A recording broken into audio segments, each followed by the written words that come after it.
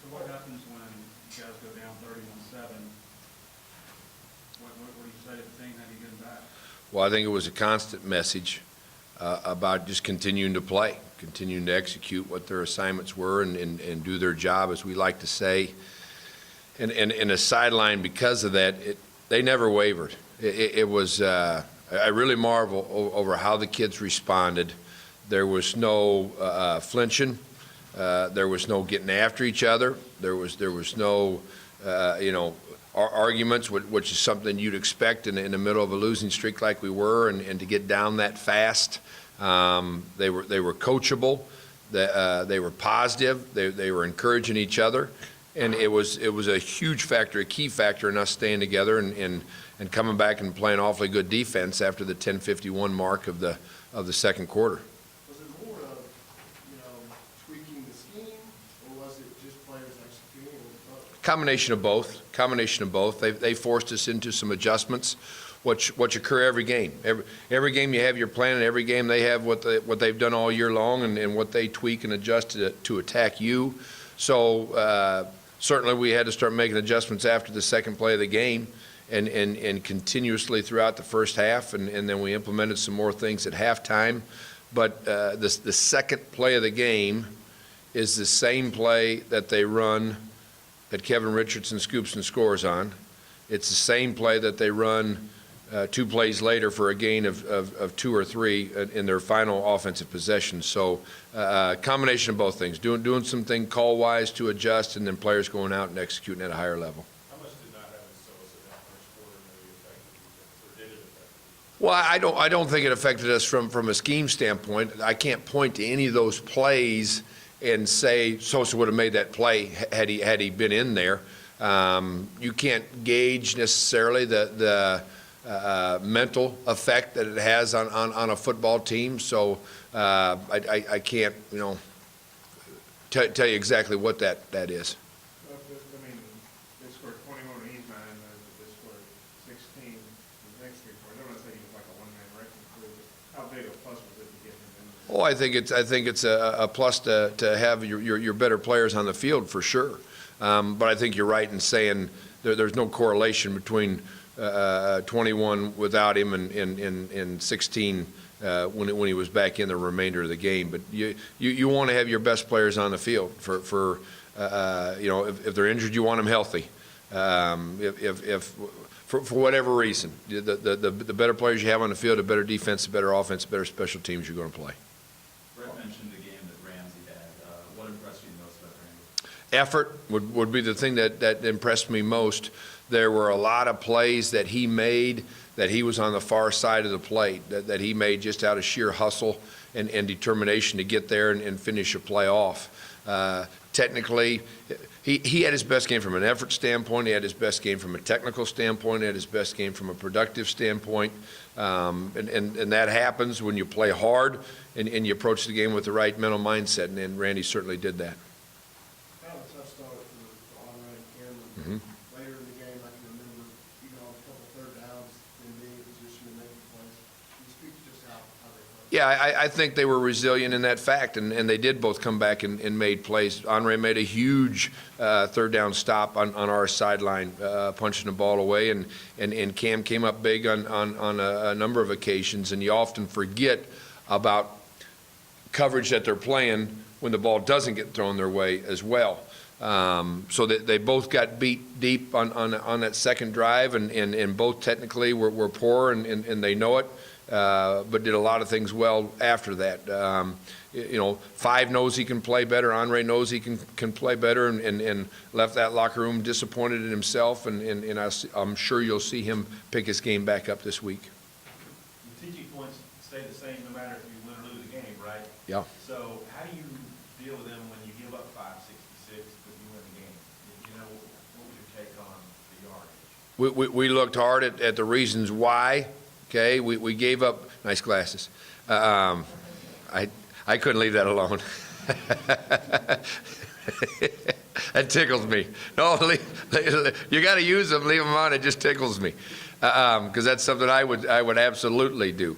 Through 26 plays, we gave up a bulk of that yardage and 31 of the 37 points. So we analyzed why we gave it up. We showed the film and critiqued it as to why we gave it up. And then we looked at plays 27 through 59 and talked about how we met our objectives and goals and the yardage we gave up and the efficiency we had on first down, and showed the film and critiqued it and showed the reasons why. And then you set out to, through mental work, because we're just meeting on Sunday, of changing those first 26 plays. And tomorrow we'll go about physically making sure we get that accomplished. Coach, it's 31-14 and a minute 8 left. Were you surprised to see them just jumping it all over the yard? I mean, they were almost intercepted one time before that, and then fourth down there. So were you surprised to see them? Not at all.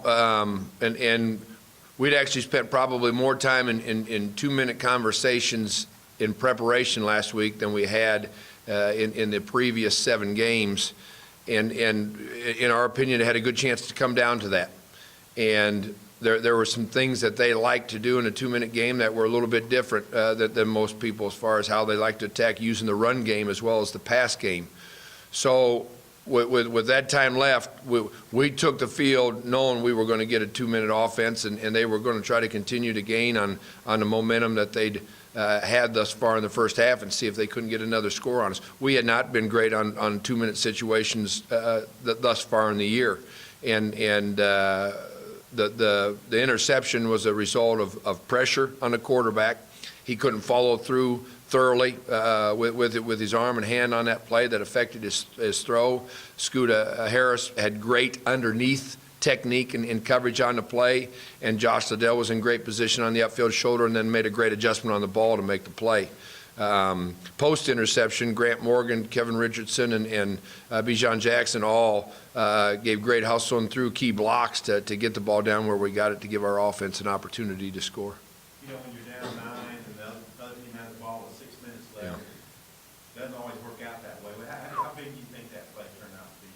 Well, I think, there's always a handful of plays that you can point to, but certainly Santos's caused fumble and recovered fumble changed the momentum of our fortunes, and it changed our energy as a defense. I think it changed the energy of the offense as well, as they went down and capitalized and scored on it.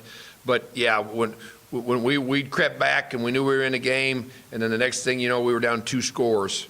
And we were on defense, probably wasn't as high hopes at that point for us to go out there and get that fumble, get that turnover, and get that touchdown, changed it right back again, and we were playing at a higher level. Can you speak to the job Dan did last week under the circumstances? I don't know if you can speak to it. By that I mean I don't know if you can give it words. He was so composed all week long.